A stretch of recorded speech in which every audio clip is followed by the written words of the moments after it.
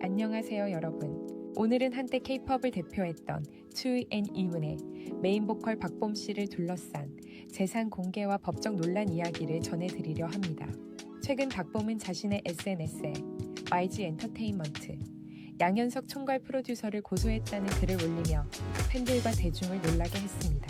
게시글에는 YG가 내게 정당한 수익금을 지급하지 않았다는 내용과 함께 고소장 사진까지 공개되어 온라인을 중심으로 순식간에 화제가 퍼졌죠. 하지만 그 소속사 디네이션 엔터테인먼트 측은 해당 고소장은 실제로 접수되지 않았으며 법적 절차는 진행되지 않았다고 해명했습니다. 결국 이번 사건은 고소 해프닝으로 일단락될 가능성이 높아 보입니다. 그럼에도 불구하고 이번 논란은 단순한 해프닝 이상의 의미를 가집니다. 박봄이 SNS를 통해 폭로한 내용이 허위사실로 판단될 경우 이는 명예훼손이나 정보통신망법상 허위사실 유포죄로 이어질 수 있기 때문입니다. 동시에 공개된 고소장으로 인해 박봄의 개인 재산 규모와 정산 문제가 새롭게 조명되면서 박봄의 실제 자산은 얼마일까? 법적으로 어떤 책임을 지게 될까? 라는 질문이 제기되고 있습니다. 오늘은 이 사건을 중심으로 1. 박봄의 실제 재산 규모 2. 이번 소송 해프닝의 법적 쟁점 3. 그리고 향후 이미지 회복 가능성까지 차근차근 분석해 보겠습니다. 부는 숫자로 측정되지만 신뢰는 행동으로 증명된다.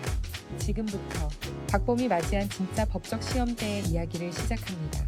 하이트앤투오버의 메인 보컬로 잘 알려진 박봄은 그룹 활동 당시부터 현재까지 꾸준한 수익과 자산 증식을 이뤄낸 인물로 평가된다.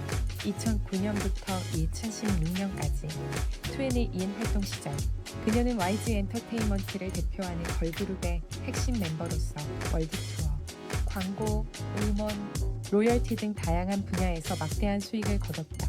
업계 관계자들에 따르면 박봄은 당시 연평균 약 7억 10억 원의 수익을 올렸으며 2011년부터 2075년 사이 누적 수입은 약 50억 원을 넘어선 것으로 추정된다. 그룹 해체 이후에도 박봄의 활동은 꾸준히 이어졌다. 2019년부터 솔로 가수로서 스프링, 데스파스본 등 다양한 앨범을 발매하며 자신만의 음악 세계를 구축했다. 또한 TV조선, 엠넷 등 주요 방송 출연과 브랜드 협찬, 음원 스트리밍 수익 등을 통해 연간 약 3억 4억 원대의 안정적인 수입을 유지하고 있는 것으로 알려졌다. 특히 최근 퀸덤, 재출연과 팬미팅 투어를 통해 활동 영역을 확장하면서 2025년 기준 박봄의 총자산은 약 60억 70억 원 규모로 추정된다. 부동산 자산 역시 눈에 띈다. 박봄은 2018년 서울 강남 논현동의 고급 아파트를 약 25억 원에 매입했으며 부모님 명의의 공공부동산을 포함할 경우 전체 부동산 자산은 약 40억 원에 달하는 것으로 분석된다. 여기에 명품 컬렉션, 예술품, 해외 저축 자산 등을 포함하면 총순 자산은 약 70억, 80억 원 수준으로 전문가들은 보고 있다. 한편 박봄이 최근 자신의 재산 현황을 언급한 배경에 대해서는 다양한 해석이 나온다.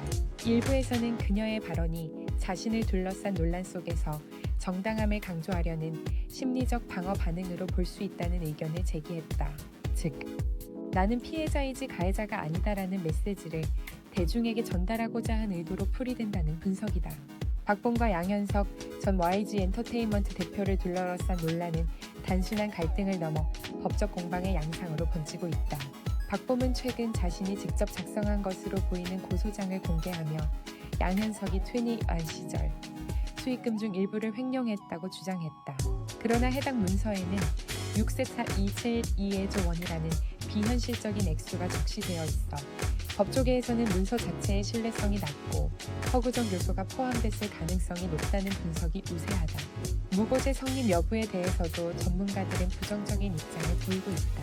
무고죄가 인정되려면 실제로 수사기관의 고소장이 접수되어야 하며 타인을 형사처벌받게 하려는 고의가 명확해야 한다. 하지만 현재까지 공식 접수 사실이 확인되지 않았기 때문에 법적으로는 무고죄가 성립되지 않는다는 것이 중론이다. 문제의 핵심은 박봄이 SNS를 통해 해당 내용을 공개했다는 점이다. 그녀의 게시물은 약 260만 명의 팔로워에게 노출되었으며 이는 공연히 허위 사실을 적시하여 특정인의 명예를 훼손한 행위로 간주될 소지가 있다.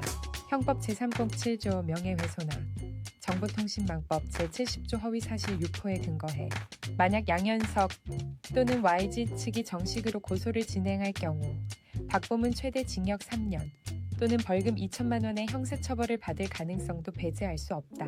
다만 박범의 심리적 상태 역시 주요 변수로 작용할 전망이다. 소속사 관계자는 최근 박범이 불면증과 불안장애로 치료를 받고 있었다고 밝혔으며 이러한 상황에서의 게시물이 충동적인 행동일 가능성도 제기된다. 법조계 일각에서는 박범의 정신적 심리적 상태가 법원에서 정상 참작 사유로 인정될 여지가 있다고 분석하고 있다. 이번 사안과 관련해 박범이 직면할 수 있는 법적 책임과 향후 시나리오는 여러 갈래로 나뉜다. 우선 YG 엔터테인먼트 측이 별도의 법적 대응을 하지 않을 경우 이번 사건은 단순한 SNS 해프닝으로 마무리될 가능성이 크다. 그러나 소속사 내부에서는 박범이 불필요한 논란을 일으켜 브랜드 이미지에 손상을 입혔다는 이유로 경고 조치를 받거나 계약 관련주의 통보를 받을 수 있다. 또한 일부 광고 및 방송 출연이 일시 중단되는 등 실질적인 활동 제약이 따를 가능성도 존재한다. 반면 YG 측이 명예훼손 혐의로 고소를 진행할 경우 상황은 달라진다. 검찰이 수사에 착수하면 게시물의 작성 의도, 박범의 정신적 상태, 주장 내용의 사실 여부 등을 면밀히 조사하게 된다. 만약 악의적 의도나 허위 사실 유포가 입증된다면 벌금형 약 500만 100회, 공공금만 원에 처해질 가능성도 있다. 다만 박범이 공식적인 사과문을 발표하거나 YG 측과 원만한 합의에 이를 경우 사건은 비교적 조기에 종결될 수 있다는 관측이 나온다. 세 번째 변수는 팬과 대중의 반응이다. 일부 팬덤 간의 대립이 심화되면서 온라인상에서 악성 댓글이나 루머어가 급속히 확산될 가능성이 제기된다. 이는 박범 개인의 이미지 실추로 이어질 수 있으며 2026년 예정된 앨범 발매나 방송 출연이 취소되는 등 연예 활동에도 직격탄이 될 수 있다. 지속적인 정신적 압박과 피로 누적은 결국 치료나 휴식기로 이어질 가능성도 배제할 수 없다. 현재 박범의 소속사는 신속히 대응에 나섰다. 소속사는 박범의 SNS 계정을 일시적으로 비공개로 전환하고 아티스트의 심리적 안정이 우선이라는 공식 입장을 발표했다. 또한 변호인단과 협력해 향후 명예훼손 방지와 추가 피해 최소화를 위한 법적 대응 방안을 검토 중인 것으로 알려졌다. 박범 사태 이후의 향방은 단기적인 위기 관리와 장기적인 이미지 회복 전략에 달려있다. 우선 단기적으로는 신속하고 진정성 있는 대응이 중요하다. 공식 사과문을 게재하고 허위 사실이 포함된 게시물을 모두 삭제한 뒤 일정 기간 SNS 활동을 중단하는 것이 첫 단계가 될 것이다. 여기에 심리상담 및 치료 과정을 투명하게 공개함으로써 건강회복 서사를 강조한다면 대중의 공감과 이해를 얻는 데 도움이 된다. 팬카페나 유튜브 채널을 통해 진심 어린 해명을 전하는 것도 효과적인 방법으로 꼽힌다. 장기적으로는 박범이 자신만의 서사를 예술로 승화시키는 노력이 필요하다. 정신건강회복 프로젝트 형태의 다큐멘터리에 참여하거나 치유 용서 성장을 주제로 한 발라드를 발표하는 등 음악을 통해 진정성과 변화를 보여주는 것이 핵심이다. 나는 여전히 노래로 말한다. 는 콘셉트로 브랜드를 재정립한다면 과거의 논란을 넘어 성숙한 아티스트로서 새로운 이미지를 구축할 수 있을 것이다. 이번 사건은 연예계 전반에도 중요한 교훈을 남긴다. SNS는 개인의 생각을 표현하는 공간이지만 동시에 수백만 명이 지켜보는 공적 무대이기도 하다. 감정적인 게시물이 단숨에 기업과 아티스트 모두에게 법적 상업적 리스크로 이어질 수 있음을 이번 사례가 분명히 보여줬다. 이에 따라 엔터테인먼트 산업 전반에서 체계적인 법률 자문 시스템과 위기 커뮤니케이션 팀의 강화가 절실하다는 지적이 나온다. 박범은 여전히 수십억 원대 자산을 보유한 성공한 아티스트이지만 이번 사건이 드러낸 것은 재산의 규모가 아니라 신뢰의 무게였다. 단순한 해프닝으로 치부하기에는 그녀의 발언이 가진 파급력과 상징성이 크며 이는 대중의 신뢰라는 보이지 않는 자산을 크게 흔들었다. 법적으로 무고죄는 성립하지 않지만 명예훼손의 가능성은 여전히 존재한다. 이는 법적 처벌을 넘어 사회적 평판과 이미지에 치명적인 손상을 남길 수 있다. 이제 중요한 것은 무엇을 잃었는가가 아니라 어떻게 회복할 것인가다. 박범이 다시 대중 앞에 설 수 있을지는 진심 어린 반성과 투명한 태도에 달려있다. 허위사실 삭제나 사과문 발표 같은 외형적 조치보다 자신의 행동을 되돌아보고 그 과정에서 진정성을 보여주는 것이 필요하다.